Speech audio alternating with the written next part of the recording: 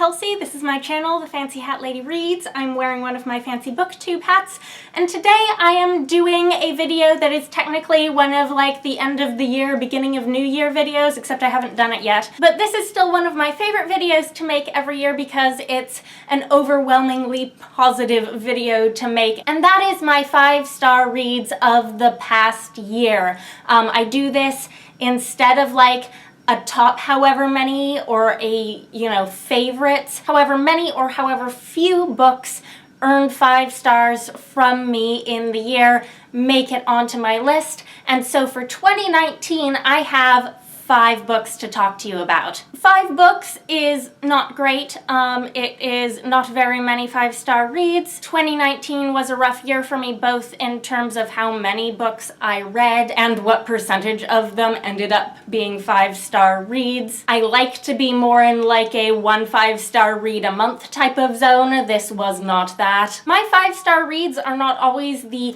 sort of more objective best books that I read in the year. A 5-star read for me is something that did something for me personally. And last year, the books that did that for me because of where I was in my life were all to some extent or another 5-star reads because they were comforting to me. It was not a year when I was giving 5-star ratings to books that were provocative or challenging. It wasn't even a year when I was trying to pick up books that would be provocative or challenging. So the theme of this video is sort of what books worked for me in 2019, and hopefully a little bit of why. So the first book that I gave 5 stars to in the year was a book that I read in February of 2019. It was a reread. It was a comfort reread that I picked up of a favorite book by a favorite author because I was in an emotionally sort of numb state where I needed to read something that I knew exactly how it was going to go and I didn't have to like be surprised by anything. And the book I managed to read was Chalice by McKinley. This is an old favorite of mine. It's a fantasy standalone that takes place in a sort of rural setting with a meandering narrative and a main character who I really see myself in at times. Would I have necessarily given this 5 stars if I was reading it for the first time now in a critical mindset where I was going to actually like pick it apart and evaluate it?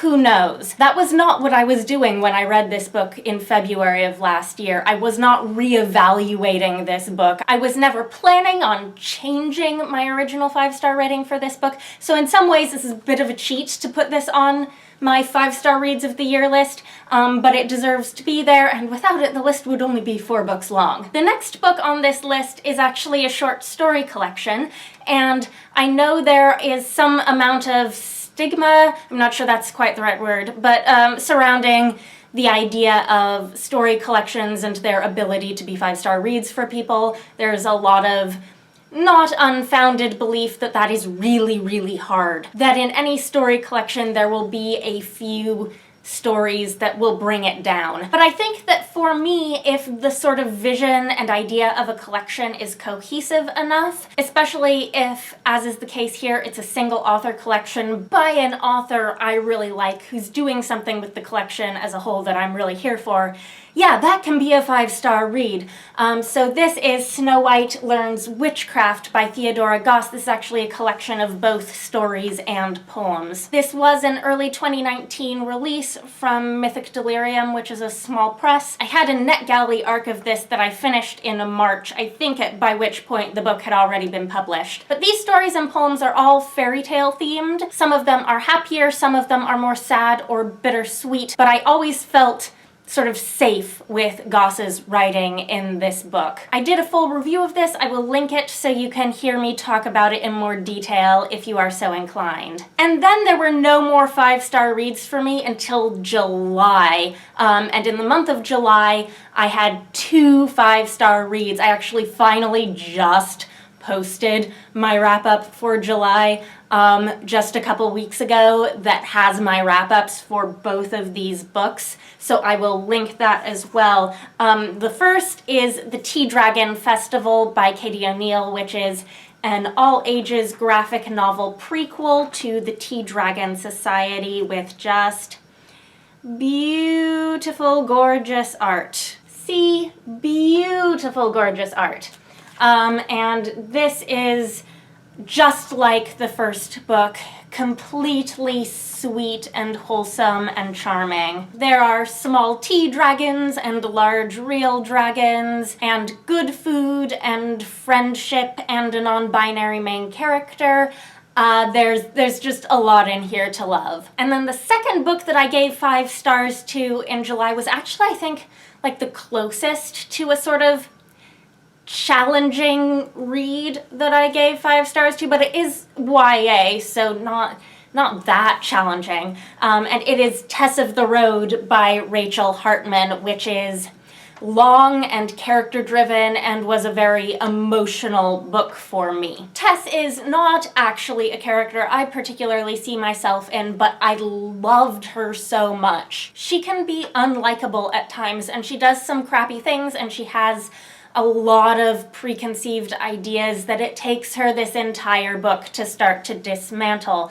And I think that's just a character story that Rachel Hartman does so well in this book. This is not an action or plot-driven YA novel. It is a companion book to the Serafina duology, which I've not yet read. So I am definitely planning on reading those eventually. And then my last 5-star read of the year was one I read in September, which was the month it was released. I had an ARC copy, so I've not yet wrapped this up, but this is The 10,000 Doors of January by Alix E. Harrow. I recently talked about this a bit in my video about books I was nominating for the BookTube SFF Awards. This did end up on the shortlist in the debut category. It is a debut novel. It's a historical fantasy about a misfit girl named January and her dog and her father, and the man who raised her who is not her father, and very importantly, lots and lots of doors to other worlds. I have gradually realized by following Harrow on Twitter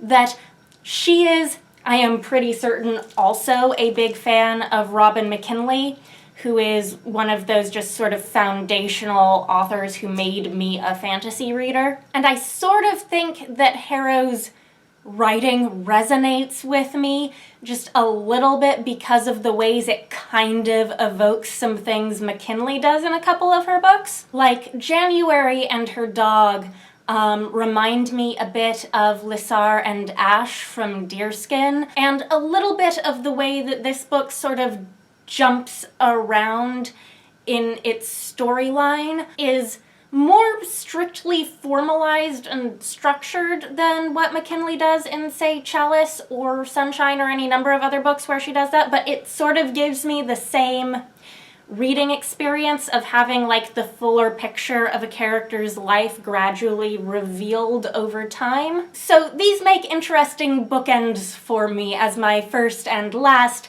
5-star reads of 2019. So that's it, that's short, but those were my 5-star reads of the year. Looking forward to the rest of 2020, my goodness, I have perhaps finally broken the eternal slump of not having any 5-star reads, because last year, like I was bemoaning that at the end of 2018, I'd had very few 5-star reads in the year, and I've already had like 3 5-star reads in the first month and a half. So if this keeps going, like, wow. I don't expect it to keep going forever, but I will certainly have more than 5 books to talk to you about next year. Anyhow, let me know if you've read any of these books and what you think. I hope you're having a nice day. That is all. Bye for now.